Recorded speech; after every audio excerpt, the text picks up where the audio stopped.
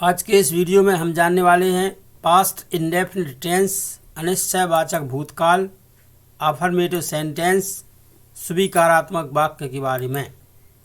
सबसे पहले जानते हैं पास्ट इंडेफिनिट टेंस, अनिश्चयवाचक भूतकाल की पहचान के बारे में, आइडेंटिफिकेशन के बारे में। यदि हमें हिंदी का कोई वाक्य दिया गया है और उस वाक्य के अंत में या ए ई या ता था, ते थे, ती थी यदि है तो वह वाक्य पास्ट इंडेफिनिट टेंस का होगा। एग्जाम्पल, वह यहाँ आया, उन्होंने पत्र लिखा। वह यहाँ आया के लास्ट में या लिखा है, इसलिए जी पास्ट इंडेफिनिट टेंस का वाक्य है। उन्होंने पत्र लिखा, इसमें खा दिख रहा है लेकिन या का आभास लास्ट में है। उन्होंने पत्र लिखा, इसलिए जी पास्ट इंडेफिनिट टेंस का वाक्य है। ये अब हम इसको इंग्लिश में कैसे ट्रांसलेट करेंगे, तो इसका स्ट्रक्चर है पहले सब्जेक्ट, सब्जेक्ट के बाद वर्ब का सेकंड फॉर्म और फिर ऑब्जेक्ट। ही केम हियर, वह यहाँ आया का ट्रांसलेशन क्या होगा, ही केम हियर। हमें क्या चाहिए, सबसे पहले सब्जेक्ट। तो सब्जेक्ट कैसे मिलता, जो वाक्य दिया गया है उसमें लास्ट में प्रश्न करिए कौन आया, उत्तर में जो भी मिले वो ही सब्जेक्ट होगा। हमें उत्तर मिल गया वह आया, इसलिए ही सब्जेक्ट होगा। अब हमें वर्ब चाहिए है, तो वर्ब कहाँ मिलती है, जो पहचान है इस वाक्य इस टेंस की या ए ई, उसको हटा दीजिए। जो कुछ भी शब्द बचता है उसमें ना जोड़ दीजिए। जैसे हमने यहाँ लिखा था आया, आया में या तो पहचान है, या को हटा दिया, अब बचा है आ में हमने जोड़ दिया ना, तो बन गया आना। आना ही वर्ब होगी। आना को इंग्लिश में बोलते हैं कम, लेकिन कम का हमें सेकंड फॉर्म लिखना है, तो कम का सेकंड फॉर्म होगा केम।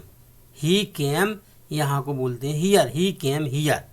उन्होंने पत्र लिखा, उन्होंने माने दे रोट आ लेटर।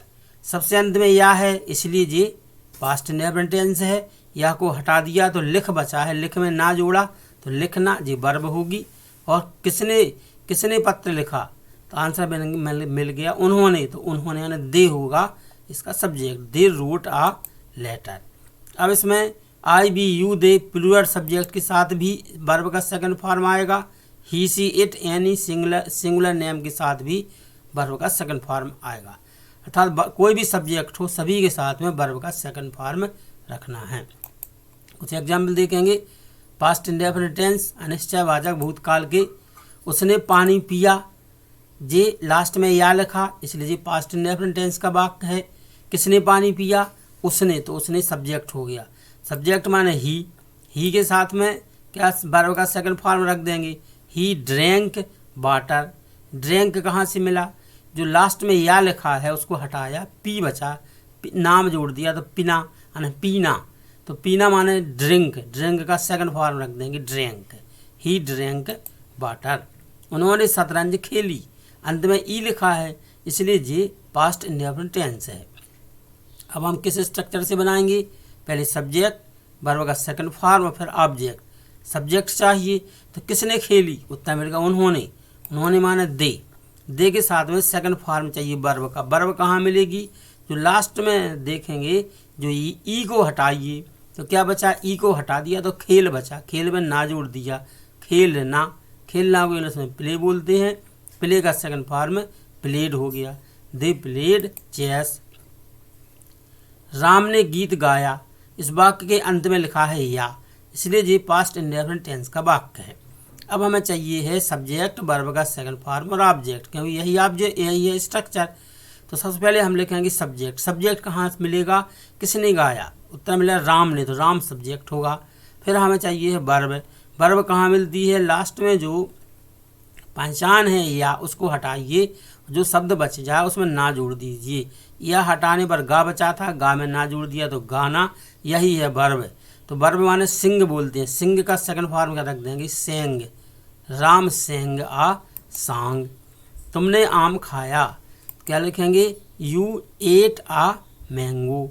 तो पास्ट इंडेफिनिट टेंस में पहचान क्या है, वाक्य के अंत में या ए ई पाया जाता है। स्ट्रक्चर क्या है, पहले सब्जेक्ट, वर्ब का सेकंड फॉर्म और फिर ऑब्जेक्ट रखते हैं। कुछ और एग्जाम्पल देखते हैं। मैंने अंग्रेजी सीखी, आई लर्नड इंग्लिश। हमने घंटी बजाई, वी रैंग द बेल। आप खेत गए, you went to the field. वे यहाँ आए, दे केम हियर। इनको कैसे बनाया गया? सबसे अंत में देखा हमने वाक्य के, सबसे अंत में हमें ई मिला है या ए मिला है, तो ये वाक्य पास्ट इंडेफिनिट के हैं। पास्ट इंडेफिनिट के हैं तो हम सबसे पहले इसका स्ट्रक्चर याद रखेंगे। पहले सब्जेक्ट, वर्ब का सेकंड फॉर्म और ऑब्जेक्ट। सब्जेक्ट कहाँ मिलता? सब्जेक्ट हमें जो लास्ट में शब्द है उसमें हु का प्रश्न कीजिए ना, कौन का। किसने सीखी, किसने बजाई, कौन गया, कौन आए, उत्तर जो भी मिले वो सब्जेक्ट होगा। वर्ब कहाँ मिलती? वर्ब हमें अंत में जो ई हटा दीजिए और फिर ना जोड़ दीजिए जो शब्द है। सीखी में हमने ई हटाया तो सीख बचा, ना जोड़ दिया तो सीखना बचा। सीखना वर्ब होगी। सीखना को लर्न बोलते हैं, लर्न का सेकंड फॉर्म लर्न रख दिया। इस हिसाब से हम वर्ब को पता कर लेते हैं, सब्जेक्ट पता कर लेते हैं और स्ट्रक्चर में रख के ट्रांसलेट कर लेते हैं। तो चलो एग्जाम्पल है, मोहन रोया। मोहन सब्जेक्ट होगा और क्राइड वर्ब का सेकंड फॉर्म चाहिए हमें। मोहन और सोहन रोए, मोहन एंड सोहन क्राइड। लड़के ने लिखा, अ बॉय रोट, लड़कों ने लिखा, द बॉयज रोट। तो पास्ट इंडेफिनिट टेंस में क्या क्या आता? सब्जेक्ट, वर्ब का सेकंड फॉर्म और ऑब्जेक्ट। कुछ और वाक्य, उसने आम खाया, या है अंत में इसलिए जी पास्ट इंडेफिनिट है। तो पास्ट इंडेफिनिट है तो हमें पहले सब्जेक्ट चाहिए, वर्ब का सेकंड फॉर्म और ऑब्जेक्ट चाहिए। ही एट आ मैंगो, ही सब्जेक्ट है, एट वर्ब है और ए मैंगो ऑब्जेक्ट है। उसने पाठ पढ़ा, ही रेड आ लेसन। कुत्ता दौड़ा, अ डॉग रैन, कुत्ते तेज दौड़े, द डॉग्स रैन फास्ट।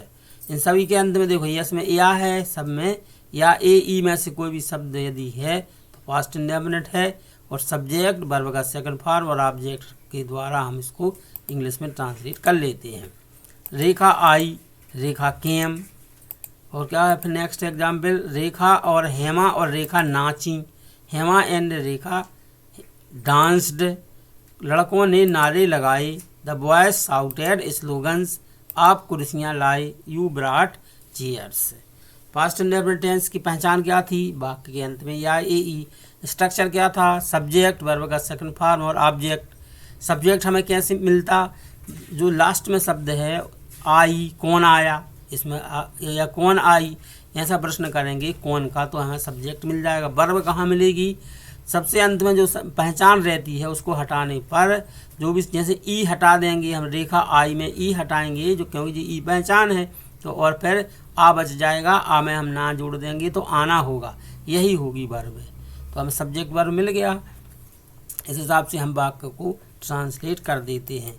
आशा है आपको वीडियो की जो जानकारी है वह लाभप्रद प्रतीत होगी। वीडियो देखने के लिए बहुत बहुत धन्यवाद।